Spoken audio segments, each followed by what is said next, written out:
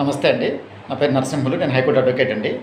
నేను ఈరోజు మీకు తెలియజేయబోయే చిన్న విషయం ఏంటంటే, రీసెంట్‌గా మన న్యూస్‌లో చూసిన విషయం ఏంటంటే, పాకిస్తానీ ఉమెన్ ఒక లేడీ ఆవిడ గారు ఢిల్లీ హైకోర్టులో ఒక పిటిషన్ మూవ్ చేసి ఏమని అడిగి ఉన్నారంటే గనక, తన యొక్క వీసా పీరియడ్‌ని ఎక్స్టెండ్ చేయమని చెప్తూ, రెండోదొచ్చేసి మన జాతి సంబంధించి, మన దేశం సంబంధించి సెంట్రల్ గవర్నమెంట్ ఏదైతే ఉన్నారో వాళ్ళు తీసుకున్న డెసిషన్ ఏంటంటే గనక, పాకిస్తానీ నేషనల్స్ అందరూ ఇమీడియట్గా వెకేట్ చేసి వాళ్ళ దేశానికి వెళ్ళిపోవాలను అని చెప్పి పాస్ చేసిన ఆర్డర్స్ సంబంధించి వాళ్ళకు టైం ఎక్స్టెండ్ చేయవలసిందిగా కోరి ఉన్నారు.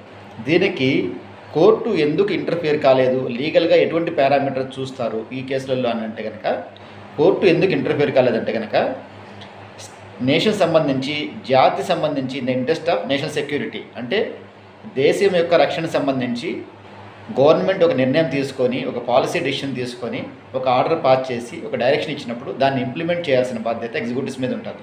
అలా ఇంప్లిమెంట్ చేసేటప్పుడు కోర్టు ఇంటర్ఫియర్ కాదు. అప్పుడు కోర్టు ఏం చెప్పిందంటే కనుక, the decision of the in the interest of the nation, అంటే కనుక నేషనల్ సెక్యూరిటీ విషయంలో జాగ్రత్త వహించేదానికోసం అని చెప్పి గవర్నమెంట్ తీసుకునే నిర్ణయాన్ని కోర్టు ఇంటర్ఫియర్ కాదు అనే ఉద్దేశంతో ఏం చెప్పిందంటే ఆ పిటిషన్ డిస్మిస్ చేయడం జరిగినది.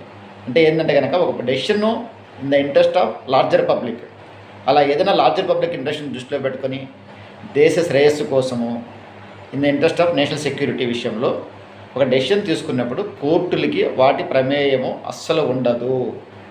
పర్టికులర్గా ఇటువంటి విషయాలలో కోర్టు జోక్యం చేసుకోదు. కాబట్టి అలా చెప్తూ, ఆ ఫైండింగ్ ఇస్తూ ఆ కేసును డిస్మిస్ చేయడం జరిగింది.